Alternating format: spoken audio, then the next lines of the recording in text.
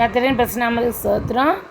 வெண் வஸ்திரம் தரித்தாலும், வேதம் வாசித்தாலும், உபவாசித்தாலும், மார்பில் அடித்தாலும், தர்மம் செய்தாலும், காணிக்கை செலுத்தினாலும், அந்நிய பாஷை பேசினாலும், உன் ஜென்மஸ்வாபம் மாறவில்லை என்றால் நீ கிறிஸ்தவன் அல்ல.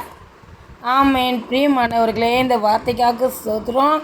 நான் வெண்வஸ்திரம் அணிகிறதுனாலையோ, உபவாசம் இருக்கிறதுனாலையோ, நம்ம மார்பில் அடிச்சுக்கிறதுனாலையோ, தர்மம் செய்யறதுனாலையோ எந்த ஒரு பிரயோஜனமும் இல்லை. நாம் ஆண்டவரை போலவே நாம் மாற வேண்டும்.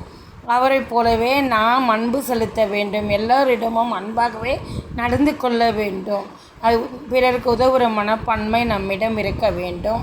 அதே போல் ஒரு கன்னத்தில் அறைந்தால் மறு கன்னத்தை ஏசப்பா காட்டினது போல் அந்த முடிவு பரியந்தமும் நம்மக்கிட்ட அந்த பொறுமை அன்பு நம்மக்கிட்ட எல்லார் மேலேயும் இருக்கணும். அதை ஆண்டவர் விரும்புகிறார். அதுதான் நம்முடைய கிறிஸ்தவ வாழ்க்கையின் வெற்றி சிறந்த ஒரு வாழ்க்கையாக இருக்கிறது. ஆமேன். அப்படி இருக்கும்போது தான் ஆண்டவர் நம்மை ஆசீர்வதிப்பார். ஆமேன்.